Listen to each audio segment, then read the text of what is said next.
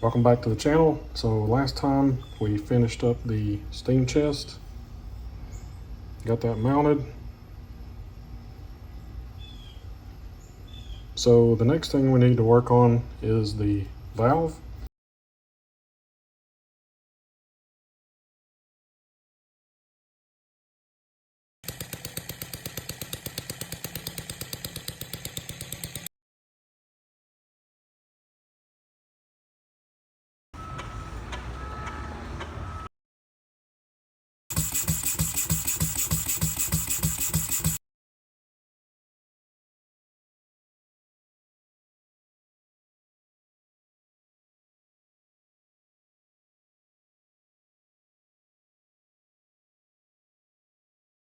And I'm gonna make this out of cast iron.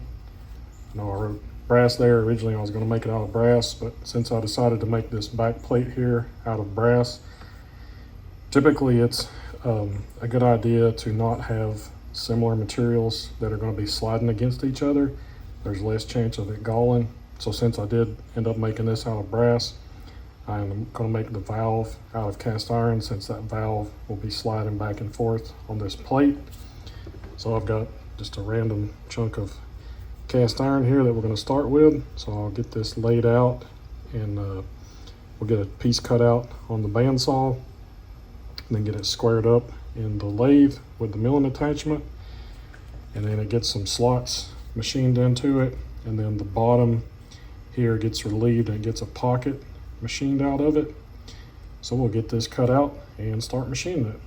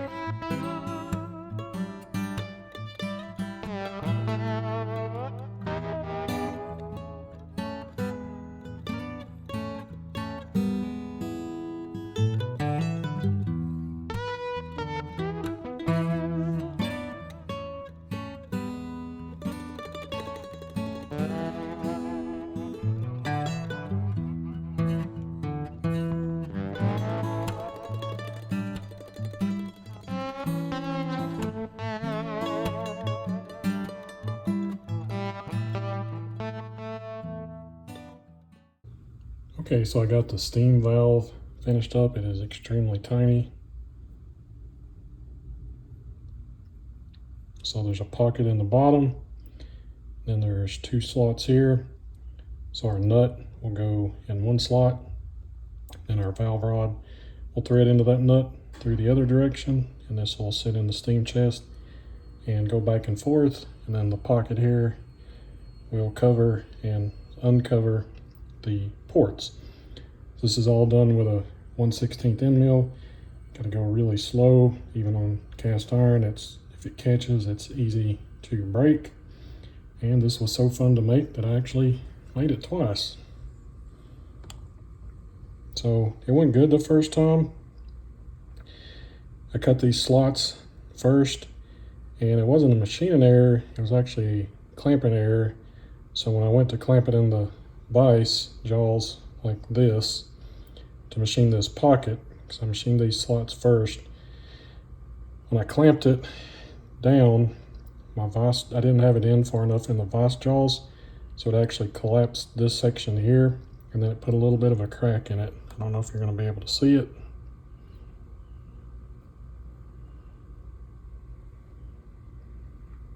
But there's a crack. There's a crack right there, and a crack right there. It didn't crack all the way through, but I'm afraid that might break sometime, or could possibly leak air. So although dimensionally the part matches the print and everything's machined on it, with that crack in there, I decided to go ahead and make it again. So the second time I machined the pocket first, then flipped it over, and then clamped it on here where it's solid, and then machined the slots. So we should be good to go on that now. So moving on down the line from there, next thing that I'm going to do is the steam valve rod that connects to the eccentric. So this is a 3/16 rod that gets a 1/16 slot in it and a 1/16 hole for a pin. So I went ahead, while I had the milling machine, the milling attachment on the lathe set up, I put this in a collet block and went ahead and machined the slot in it here. And then the good thing with having it set up in the collet block to machine this slot, I can take it over to the drill press and drill and ream this hole, and we know that this hole is perpendicular to that slot. So we'll get this set up in the lathe, and then this whole section here gets machined down. Then it gets machined down a little bit smaller on the end, and then gets threaded for 256. So because this is going to get machined down to, I believe it's 86 thousandths, and then it gets machined down a little bit to 62 thousandths on the end. So that's going to be long and skinny. So it's hard to cut that much off on a long section like this. This is a little bit over 1 inch long. It wants to deflect. So we'll do this like I do some of the valves on the internal combustion engines, is we'll machine this down a small section at a time. So then you've got material behind it that's supporting it. So we'll machine off like 200 thousandths, machine that down to size, and then step back and machine that, and then just keep working our way back. That way we can get the whole thing machined down. So we'll get that in 3-jaw and start working on that. And then from there, we'll take our brass piece and cut out, there's a strap that gets soldered to another brass piece that'll go around this for the eccentric. So I've got a scrap piece here that I started with. It's too big on the OD, too small on the ID, so we still need to bore this out and turn down the OD. And it was the right thickness, but I went ahead and cut a 1/16 slot in there also. So our strap will get put into there and then get soldered into there once we get the strap cut. So once we get this piece cut down for the valve rod, then we'll get this bored out and then turned down to the right side on the OD. And also there's a pin that connects this piece to the strap. So I've got just an 1/8 inch rod here. So we'll turn this down just a small pin on that and drill a hole in it. And then I'm gonna try to use my lathe crotch center to drill this hole. This is one of the main purposes why I built that, is small stuff like this, to be able to drill those tiny holes for cotter keys. So we'll get the hole drilled in that, get that turned down and get our little pin made. And then cut out our strap, and then we still need to make our packing nuts. So to do those, I got some 1/4 inch brass hex bar. This will just make it a lot easier to put it in the 3-jaw chuck and turn this down and drill it out and thread it for these packing nuts. If you don't have hex, you could take round stock and then put it in a hex 5C collet, and then you can machine the flats and then turn the collet around and machine another flat and make hex bar out of that. But it's relatively easy to get this brass hex bar, so that's why I got that to work with. So we'll get all that done, and then we'll have to solder our strap to this, and then we'll come back and then get all of that assembled.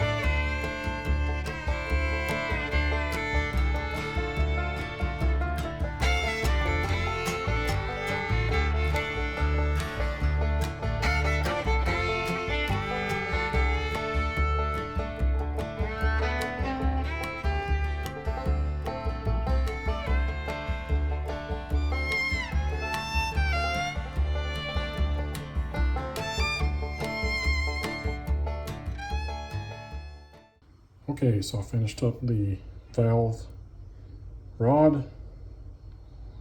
Got that turned down in small sections and threaded. And then that is going to thread into our nut here, which is just a 1/16 inch piece of brass. And then there is a mistake in the prints. So if you are following along and making this slot right here in the valve, it shows it being 60 thousandths wide, but that's got to be wide enough for this rod, the threads on this rod, to fit into it.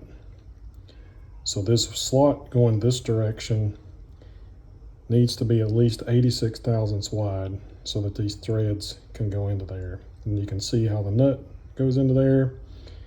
Then this will go into the steam chest, and then this will work this valve back and forth. So if you're following along, this does need to be at least 86 thousandths wide here. That's what these threads are on the OD, instead of 60 thousandths. So I also finished up the two packing nuts here. These are just 1/4 inch hex, and then they're drilled out, two different sizes. One for the valve rod and one for the piston rod here. We'll have to tear everything back down to get this put in there and get some packing material put in there. And then I got the eccentric strap made and the ring here, and then got that soldered together. So this will go on the eccentric here and then hook to our valve rod, and that's what moves the valve back and forth. So that's going to do it for this episode. Come back next time. We're going to finish up the inlet and exhaust valves, and then I still need to make a pin to connect this eccentric to the valve rod here. So we'll make that pin, and then we'll tear everything down and get the packing put in there, and then get everything put back together and put some air on it and see if it's going to run. Thanks for watching.